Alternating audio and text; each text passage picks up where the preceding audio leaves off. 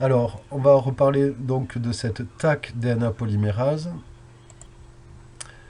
Donc ici, la fiche technique, un extrait de la fiche technique de la TAC DNA polymérase, on va le lire rapidement.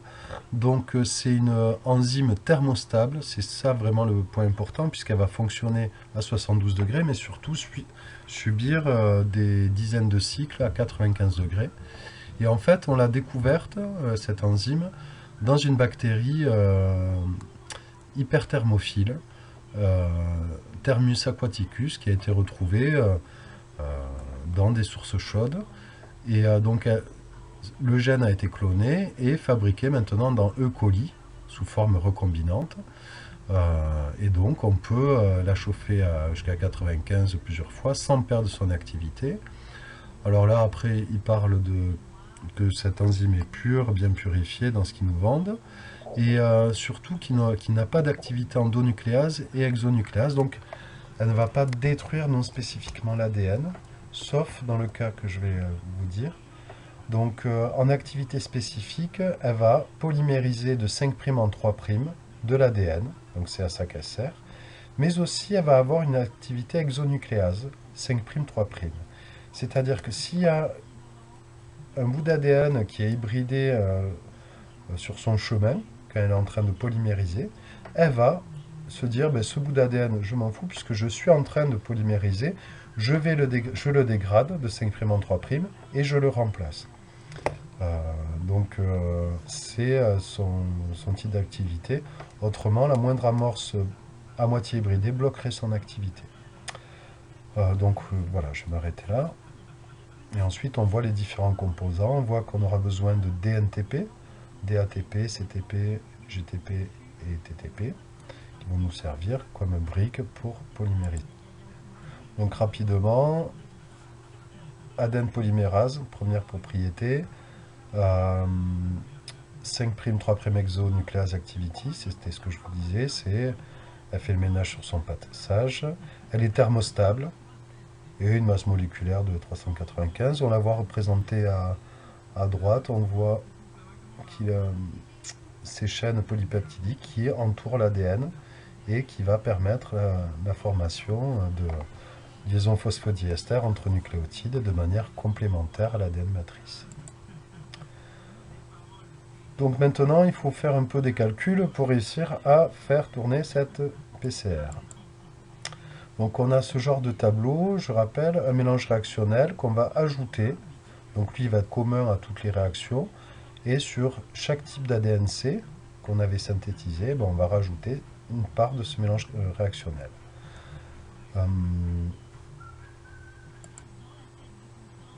Donc pour calculer le passage entre chaque colonne, là je vous ai donné parfois soit la concentration de la solution mère, soit celle de la solution fille, soit qu'un volume. Donc on se sert toujours de la même équation, c'est j'ai mon nombre de moles de la molécule A dans la solution mère est égal au nombre de moles de molécule A dans la solution fille, puisque c'est ce que j'ai introduit. Donc ça fait C1V1 est égal à C2V2. Et là, vous vous débrouillez pour sortir celui qui vous sert.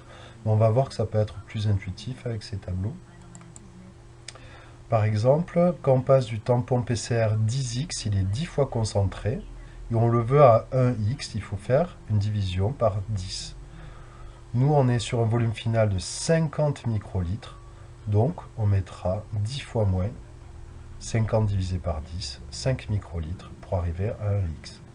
Alors c'est un petit jonglage, mais en fait on y arrive assez vite. On voit par exemple pour la ligne 2, le mélange de didéoxyribonucléotide phosphate, donc ce sont les briques qui vont être nécessaires. On va en mettre 1 microlitre dans 50, donc on a fait une dilution au 1/50e. On divise la concentration de chaque DNTP par 50. Donc 10 milli, ça donne 0,2 milli, donc 200 micros. Et le grand thème, c'est molaire, ça veut dire mol par litre. C'est très utilisé au niveau international. On fait de même pour les autres. Donc on voit que 150 millimolaires, si on divise par 50, par 300 micromolaires, on va avoir un facteur 50. Donc on va mettre 1/50e, 1 microlitre dans 50 final. Et ainsi de suite.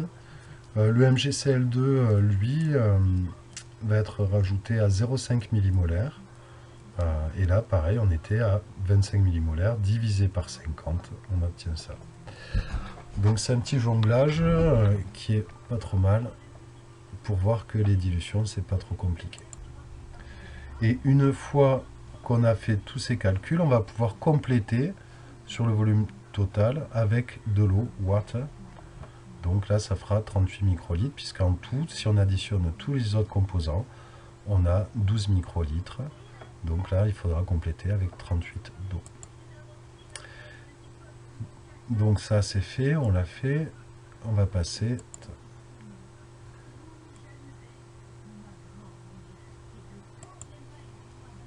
Alors on va calculer maintenant pour le nombre d'échantillons qu'on a besoin de faire. Donc je rappelle qu'on va avoir un contrôle négatif des cDNA fait. On va avoir un témoin de sensibilité, un témoin de spécificité, donc des témoins positifs et négatifs pour voir si notre PCR est valide. Et enfin, on a le témoin, l'échantillon de marque. Et là aussi, on a rajouté un témoin négatif de PCR pour voir si un des produits est contaminé. Il risque s'il nous donne un résultat positif, on ne saura pas si ça vient de l'échantillon ou des réactifs. Donc on fait un témoin PCR, on va mettre de l'eau à la place de l'ADN et ça nous fera donc 5 points, nos 4 ADN-C dans les contrôles, plus celui du témoin de PCR. Et comme on va faire un prémix, on va rajouter un point pour être sûr d'en avoir assez pour chaque réaction. Donc on va calculer n plus 1 est égal à 6. Donc là, on n'a qu'à multiplier par 6 la colonne pour une réaction.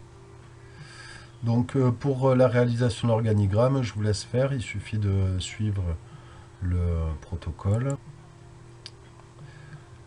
Donc ce protocole, rajouté dans des microtubes, c'est les plus petits que nous avons utilisés, des tubes Eppendorf, microcentrifuge tube, et où on va rajouter tout ça, mais nous on a fait un prémix qu'on va déposer sur l'ADN et sur un volume final de 50 microlitres.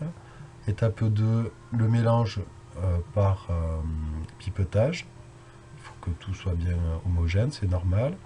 Et une petite centrifugation pour collecter les micro-gouttes au fond du tube.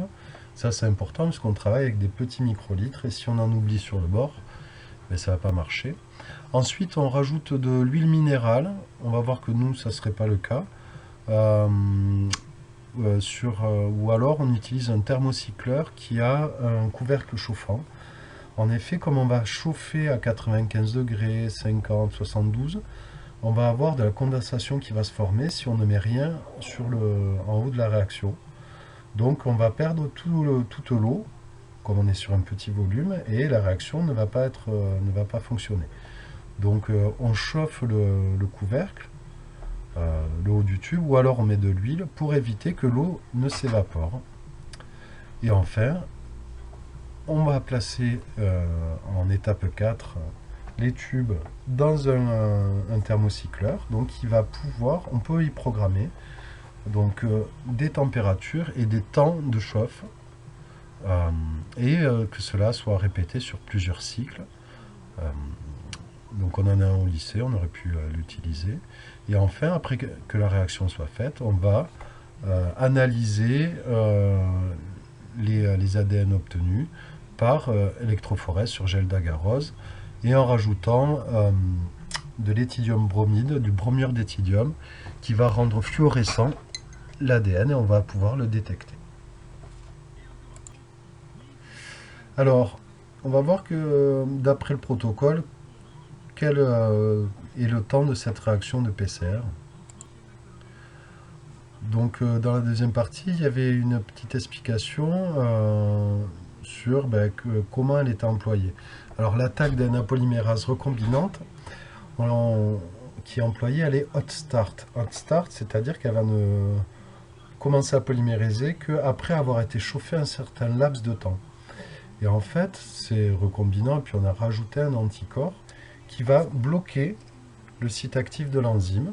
Donc à température ambiante, l'enzyme ne va pas fonctionner. Et ça, c'est important parce que si on laisse nos tubes avec nos amorces dedans mal hybridés, pas assez chauffés, donc qui sont hybridés de manière non spécifique, ben, on risque d'avoir une amplification non spécifique.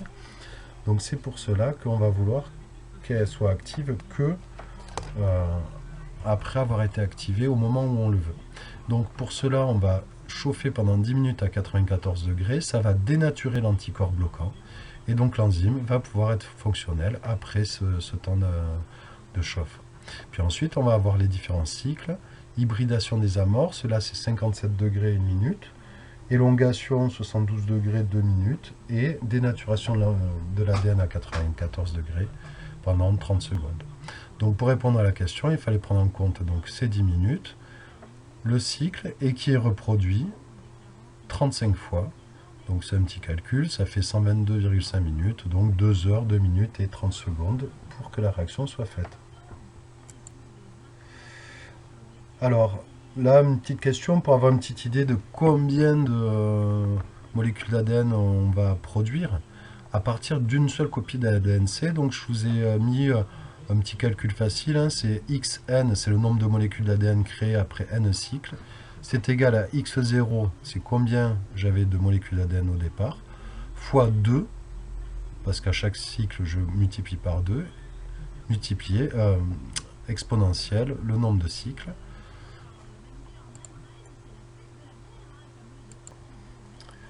Donc c'est ce qu'on a ici, et on voit qu'en replaçant, on va obtenir, à partir d'une seule molécule d'ADN, plus de 3,4 milliards,